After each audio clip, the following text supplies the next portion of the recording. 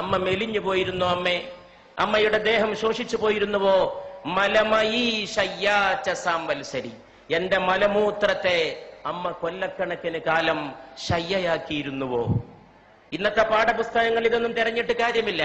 ഇന്നത്തെ വിദ്യാഭ്യാസത്തിൽ A+B all square is equal to A² plus B² plus 2AB എന്ന് പഠിപ്പിക്കുന്ന തിരക്കിൽ അമ്മയാരെന്ന് പഠിപ്പിച്ചു കൊടുക്കാൻ ഒരു സംവിധാനവുമില്ല. അതുകൊണ്ട് അമ്മയെ വീടുകളിൽ നിന്ന് ആട്ടിപ്പുറത്താക്കുന്നവരൊക്കെ വിവരമില്ലാത്തവരും വിദ്യാഭ്യാസമില്ലാത്തവരുമാണെന്ന് ധരിക്കണ്ട. അവരൊക്കെ വലിയ ബഹുമതികളുടെ അക്ഷരക്കൂട്ടങ്ങളെ സ്വന്തം പേരിന്റെ അകമ്പടി ചേർത്ത് എഴുതി വെക്കുന്നവരും ബിരുദ കൂമ്പാരങ്ങളിൽ ജീവിക്കുന്നവരുമാണ്. പക്ഷെ അമ്മയെ തിരിച്ചറിയാൻ വേണ്ടത് വേറെ ഒരു ജ്ഞാനമാണ്, സ്നേഹത്തിന്റെ ഒരു ജ്ഞാനമാണ്. അമ്മ വീണ്ടും നിർബന്ധിച്ചപ്പോൾ ശങ്കരൻ ഒരു ശ്ലോകം ചൊല്ലി തന്റെ അമ്മക്ക് നന്ദി പറയുകയാണ് ചെയ്തത്.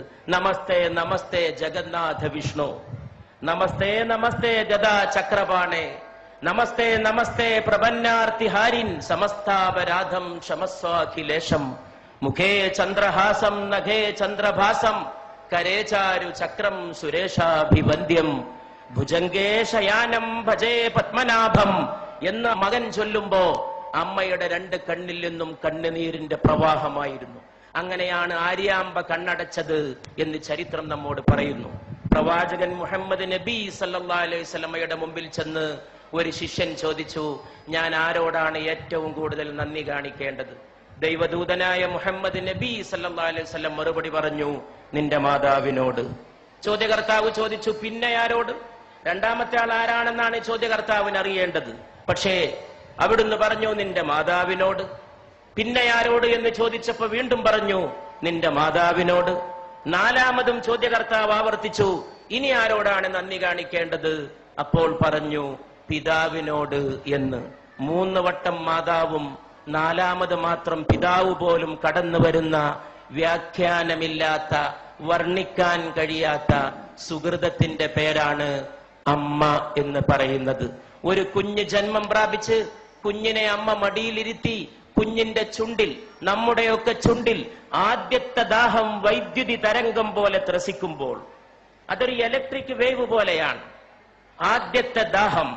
ആ ആദ്യത്തെ ദാഹം വൈദ്യുതി തരംഗം പോലെ നമ്മുടെ ചുണ്ടിൽ ത്രസിക്കുമ്പോൾ മാതാവ് തന്റെ നെഞ്ചത്തെ അമൃത കുംഭങ്ങളോട് തന്റെ മോനെ ചേർത്ത് പിടിക്കുന്നു. ചുണ്ടിന്റെ വൈദ്യുതിയുടെ ആദ്യദാഹം ത്രസിക്കുന്ന ആവേശത്തോടെ മാതാവിന്റെ ശരീരത്തോട് ചേരുമ്പോൾ അമ്മയുടെ ശരീരത്തിന്റെ ഓരോ സിരകളും ചേർന്ന് പാടുന്ന ഒരു സംഘഗാനമുണ്ട്, നീ അമ്മയാണ്, നീ അമ്മയാണ്, നീ അമ്മയാണ്. ഞാൻ വിശ്വസിക്കുന്നു ഈ ലോകത്തെ ഏറ്റവും വലിയ കലാമുഹൂർത്തം ആ സന്ദർഭമാണ്. The best artistic moment of human life, മാനവ ജീവിതത്തിന്റെ ഏറ്റവും ഉത്കൃഷ്ടമായ കലാമുഹൂർത്തം. അത് അമ്മയ്ക്ക് മാത്രം വശമുള്ളതാണ്, അതാർക്കും അവതരിപ്പിക്കാൻ കഴിയില്ല. ആ അമ്മയെ ആട്ടിപ്പുറത്താക്കുമ്പോൾ ഈ ലോകത്തെ ഓരോ മനുഷ്യനും ചിന്തിക്കാൻ കഴിയട്ടെ, 9.5 മാസത്തോളം നീ നിന്റെ മാതാവിന്റെ ഗർഭാശയത്തിൽ കഴിഞ്ഞ സമയത്ത് നിന്റെ ശരീരത്തിന് വേണ്ട ഊർജം നൽകാൻ, ആഹാരം നൽകാൻ അമ്മയുടെ ശരീരത്തിൽ നിന്നൊരു കേബിൾ വയറിട്ട് നൽകിയിരുന്നു നിന്റെ ദേഹത്തേക്ക്. ആ കേബിൾ വയറിലൂടെ നിനക്ക് ആഹാരം നൽകിയിരുന്നു, അന്നം നൽകിയിരുന്നു. അതിലൂടെയാണ് നീ ശ്വസിച്ചത്, അതിലൂടെയാണ് നീ പോഷകാംശം സ്വീകരിച്ചത്. നീ ജനിച്ചു വളർന്ന് വലിയ ആളായി ആകാശം മുട്ടുന്ന രീതിയിൽ വളർന്നപ്പോഴും നിന്റെ മാറത്ത് ദൈവം അതിന്റെ ഒരു മുദ്ര ബാക്കിയുണ്ടാകണമെന്ന് തീരുമാനിച്ചു. അതാണ് പൊക്കിൾ കുഴി. മാതാവിനെ ചവിട്ടാൻ കാലോങ്ങുന്നവന്റെ മാറത്തിരുന്ന് ഈ മുദ്ര തേങ്ങണം.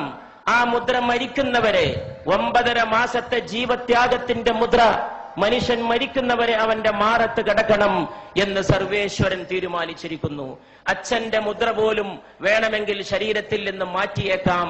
മാതാവിന്റെ മുദ്ര എന്ന പൊക്കിൾ കുഴി മാറ്റാൻ ഈ ലോകത്ത് ഒരു ശസ്ത്രക്രിയ കൊണ്ടും സാധ്യമല്ല. അത്ര വലിയ അടയാളമായി അത് ജ്വലിച്ചു നിൽക്കുകയാണ്. ഈ നാട്ടിക കടപ്പുറത്ത് തടിച്ചുകൂടിയ സഹോദരങ്ങൾക്ക് മുമ്പിൽ എന്റെ വാക്കുകൾ അവസാനിപ്പിക്കുമ്പോൾ എനിക്കൊന്നേ പറയാനുള്ളൂ, ഈ ലോകത്തിന്റെ ഇന്നത്തെ ഏറ്റവും വലിയ പ്രശ്നം ഏതാണ്?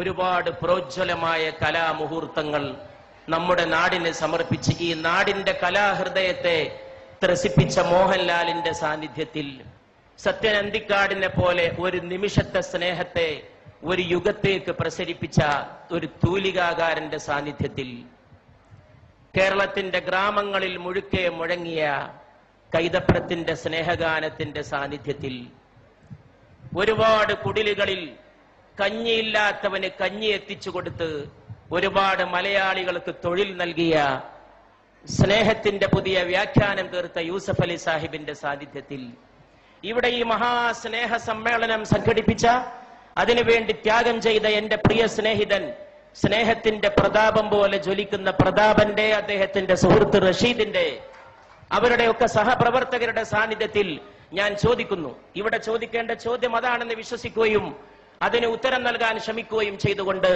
ഞാൻ എന്റെ വാക്കുകൾ അവസാനിപ്പിക്കുകയാണ്. ഏതാണ് ഈ ലോകത്തിന്റെ ഏറ്റവും വലിയ പ്രശ്നം? അത് ദാരിദ്ര്യമല്ല. ഇഷ്ടം പോലെ പട്ടിണി ഇന്നും ലോകത്തുണ്ട്. എന്റെ അടുത്തൊരു ചെറുപ്പക്കാരൻ വന്നിരുന്നു, ഒട്ടകത്തിന്റെ മലദ്വാരത്തിലേക്ക് വായ ചേർത്ത് നിൽക്കുന്ന ഒരു സുഡാനീസ് ബാലന്റെ ചിത്രവുമായിട്ട്. ഒട്ടകം വിസർജിക്കുന്നതിന് വേണ്ടി ആ വിസർജ്യം ആഹരിക്കാൻ കാത്തു നിൽക്കുകയാണ്. ദാരിദ്ര്യത്തിന്റെ പരമകാഷ്ഠ, ഒട്ടകത്തിന്റെ മലദ്വാരത്തോട് വായ ചേർത്ത് വെച്ച് നിൽക്കുന്ന സുഡാനിലെ ബാലൻ. എന്നിട്ടും ഞാൻ പറയുന്നു, ദാരിദ്ര്യമല്ല ഈ ലോകത്തിന്റെ പ്രശ്നം. ഈ ലോകത്തിന്റെ പ്രശ്നം ഇന്ന് ഒരുപാട് നിരക്ഷരരുണ്ടെങ്കിലും നിരക്ഷരതയുമല്ല ഈ ലോകത്തിന്റെ പ്രശ്നം എന്ന് ഞാൻ പറയുന്നു. ഈ ലോകത്തിന്റെ ഏറ്റവും വലിയ പ്രശ്നം തൊഴിലില്ലായ്മയല്ലെന്നും ഞാൻ പറയുന്നു. ഈ ലോകത്തിന്റെ പ്രശ്നം സ്നേഹശൂന്യതയാണ്. അതിൽ നിന്നാണ് വർഗീയത ഉണ്ടാകുന്നത്, അതിൽ നിന്നാണ് ഭീകരവാദം ഉണ്ടാകുന്നത്, അതിൽ നിന്നാണ് തീവ്ര സങ്കല്പങ്ങൾ ഉണ്ടാകുന്നത്, അതിൽ നിന്നാണ് മാതാവിനെ ആട്ടിപ്പുറത്താക്കാനുള്ള അവസരമുണ്ടായിത്തീരുന്നത്, അതിൽ നിന്നാണ് അച്ഛനെ അവഗണിക്കാൻ തോന്നുന്നത്. മാതാവിന്റെ കാൽച്ചോട്ടിലാണ് സ്വർഗം എന്ന് പ്രവാചകൻ പറഞ്ഞു. മാതാപിതാക്കൾക്ക് പ്രായമെത്തിയാൽ അവരോട് ഛെ എന്ന വാക്ക് പോലും പറയരുത് എന്ന് ഖുർആൻ വിലക്കി. ഛെ എന്ന ഒരു വാക്ക് മതി വേദനിപ്പിക്കാൻ.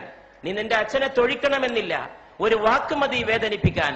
വാക്കുകൊണ്ട് പോലും നീ അവരെ വേദനിപ്പിക്കരുത്. ദൈവത്തോട് നന്ദി ചെയ്യുന്ന പോലെ നീ നിന്റെ മാതാപിതാക്കളോട് നന്ദി ചെയ്യണം എന്നും ഖുർആൻ തുടർന്ന് കൽപ്പിക്കുന്നു. അതുകൊണ്ട് പ്രിയപ്പെട്ടവരെ, ഇന്നത്തെ ലോകത്തിന്റെ ഏറ്റവും വലിയ പ്രശ്നം സ്നേഹശൂന്യതയാണ്. അത് ഓർമ്മിപ്പിച്ച വലിയ ഒരു അമ്മയെയും ഞാൻ ഓർക്കുന്നു. അത് മദർ തെരേസയാണ്. ഇന്ത്യയിലെ വലിയ ഒരമ്മ, ഒരുപാട് മക്കളെ മാറോട് ചേർത്ത അമ്മ.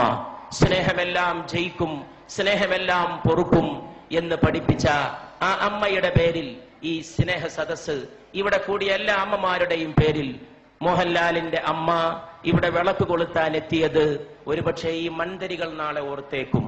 കാലങ്ങൾ കഴിഞ്ഞ് ഈ അമ്മമാർ വീട്ടിലേക്ക് പോയാലും നാളെ വൃദ്ധസദനങ്ങൾക്കെതിരായ ഒരു താക്കീതായി, ഇരുട്ടത്തൊരു കിരണമായി, ഒരു ഉൽഫുല്ല ബാലരവിയുടെ അരുണോദയ കിരണമായി, സ്നേഹനിരാസത്തിന്റെ അന്ധകാര സീമകളിലേക്ക് അടിച്ചു വീശുന്ന സ്നേഹപ്രകാശത്തിന്റെ ജ്വാലയായി ഈ തിരി എന്നും കത്തി എരിഞ്ഞു എന്ന് വന്നേക്കും. അപ്പോഴും നിങ്ങളും ഞാനും ഓർത്തേക്കും, നമ്മൾ രാത്രി ഉറങ്ങിക്കിടക്കുമ്പോ നമ്മുടെ പിതാവ് വന്നത്. അർദ്ധരാത്രിക്ക് ശേഷം തൊട്ടിലിൽ കിടക്കുന്ന എന്നെയോ നിങ്ങളെയോ നോക്കി അമ്മയോട് അല്ലെങ്കിൽ ഉമ്മയോട്, അച്ഛൻ അല്ലെങ്കിൽ ബാപ്പ ചോദിച്ചത്, ഉപ്പ ചോദിച്ചത്, എന്റെ മോൻ ഉറങ്ങിയോ? എന്റെ മോൻ. ഈ ലോകത്ത് ട്രാൻസ്ലേഷൻ ഇല്ലാത്ത, പരിഭാഷയില്ലാത്ത ചില പദങ്ങളുണ്ട്, അതിൽപ്പെട്ടതാണിത്. ആ സമയത്ത് പാവം മാതാവ് പറഞ്ഞിരിക്കും, മോൻ ഉറങ്ങി അല്ലെങ്കിൽ മോൾ ഉറങ്ങി എന്ന്. അപ്പൊ ഈ പിതാവ് തൊട്ടിലിൽ നിന്ന് കുഞ്ഞിനെ, നിങ്ങളെ എന്നെ വാരിയെടുത്തത്, മൂക്കോട് ചേർത്ത് ഉമ്മ വെച്ചത്, കവിളത്തും നെറ്റിയിലും ശിരസിലുമല്ല, നമ്മുടെ കുഞ്ഞിക്കാലുകൾ മൂക്കോട് ചേർത്ത് വെച്ച് ആ പാവപ്പെട്ട മനുഷ്യൻ വിതുമ്പിയത്. അതിന്റെ ഒരു സ്നേഹത്തിന്റെ മുഹൂർത്തം ഓർമ്മയുണ്ടെങ്കിൽ കേരളത്തിലെ വൃദ്ധസദനങ്ങൾ മുഴുവൻ അടച്ചിടാനും അവിടെയുള്ള വൃദ്ധ ദമ്പതികളെ സ്വന്തം വീടുകളിലേക്ക് കൂട്ടിക്കൊണ്ടുപോകാനും ഇവിടുത്തെ മക്കൾക്ക് സാധിക്കുമായിരുന്നു എന്ന് ഞാൻ വിശ്വസിക്കുന്നു. ആ സമയത്ത് ഒരു പക്ഷേ ഏതോ ഒരു കവി വിലപിച്ച പോലെ കാലവും വിലപിച്ചേക്കും. ഈ മഹത്തായ സദസ് ഞാനൊരു ഹിന്ദുസ്ഥാനി കവിയുടെ വാക്കുകളെ കൊണ്ട് ഉദ്ഘാടനം ചെയ്യുകയാണ്. घर लौट के रोएंगे माँ बाप अकेले में, घर लौट के रोएंगे माँ बाप अकेले में. വീട്ടു പോയിട്ട് അമ്മയും അച്ഛനും ഒറ്റക്ക് കരയും. घर लौट के रोएंगे माँ बाप अकेले में. മിട്ടി കെ ഖിലോനെ ഭി സസ്തേ ന ഥേ മേലേ മേ. എന്തുകൊണ്ടാണ് വീട്ടിൽ പോയിട്ട് അച്ഛനും അമ്മയും ഒറ്റക്ക് കരയുന്നത്? മണ്ണുകൊണ്ടുണ്ടാക്കിയ കളിപ്പാട്ടത്തിന് പോലും ചന്തയിൽ നല്ല വിലയായിരുന്നു. ഈ കവി വാഴ്ത്തപ്പെടട്ടെ. മണ്ണുകൊണ്ടുണ്ടാക്കിയ കളിപ്പാട്ടത്തിന് പോലും ചന്തയിൽ നല്ല വിലയായിരുന്നു. മനുഷ്യരെ നിർമ്മിച്ചൊരുക്കുന്ന മാതാവിനും പിതാവിനും ഒരു വിലയുമില്ല. ആ കളിപ്പാട്ടത്തിന്റെ വിലയെങ്കിലും അമ്മയ്ക്കും അച്ഛനും തിരിച്ചേൽപ്പിക്കുന്ന മനോഹരമായ ഒരു പ്രഭാതത്തിന്റെ നാന്ദിയാകട്ടെ ഇന്നത്തെ വൈകുന്നേരത്തെ അസ്തമയ ശോഭ എന്ന പ്രാർത്ഥനയോടെ ഞാൻ എന്റെ വാക്കുകൾ അവസാനിപ്പിക്കുന്നു.